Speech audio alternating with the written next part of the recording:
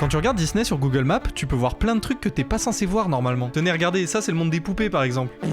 Ouais, y a un petit peu moins de magie d'un coup, non? Mais ce qui est trop bien, c'est que ça permet de comprendre comment Disney ils essayent de nous berner. Je vous avais déjà expliqué comment ça marchait pour la maison hantée, mais aujourd'hui j'ai envie de vous parler d'autre chose. Je veux vous parler de ça là, les show buildings. C'est probablement les bâtiments les plus importants du parc et pourtant vous les voyez jamais. À Disneyland Paris, le plus grand c'est celui de Pirates des Caraïbes. Regardez la taille qu'il fait par rapport au parc. Il est tellement grand qu'il y a carrément un train qui passe au milieu du bâtiment. Sauf que Disney ils veulent pas que vous les voyez les show buildings. Ça ferait moche dans le paysage et ça ruinerait l'immersion. Du coup, je suis allé me renseigner pour savoir comment ils faisaient pour pas qu'on les voit les show buildings. Et il se trouve qu'ils ont plusieurs méthodes. Déjà, si vous faites attention, vous verrez que la plupart ils sont sur les extrémités du parc. Bon, celle-là c'est plutôt simple, hein. Moins ils sont dans le parc et moins tu peux les voir. Ensuite, pour ceux qui sont à l'intérieur du parc, bah là y a pas le choix. Ils sont bien obligés de les camoufler. Là pareil, c'est simple, tu mets une façade devant et tu fais croire que c'est d'autre chose. Même si ça paraît un peu bizarre vu du ciel du coup. Mais là où ils sont intelligents, c'est quand il y a pas le choix et que le show building il est tellement grand que tu vas être obligé de le voir. Ça c'est le show building des Gardiens de la Galaxie à Epcot. C'est l'un des plus grands du monde. Et il a beau être en dehors du parc, on le voit quand même. Et du coup, la solution de Disney, ça a été de le peindre dans des couleurs super discrètes. Si tu fais attention, tu verras qu'il est peint de la même couleur que le ciel et en bas de la même couleur que les arbres. Et du coup, ça fait que ça le rend presque invisible au final. Je suis sûr que tu l'avais même pas vu sur cette photo.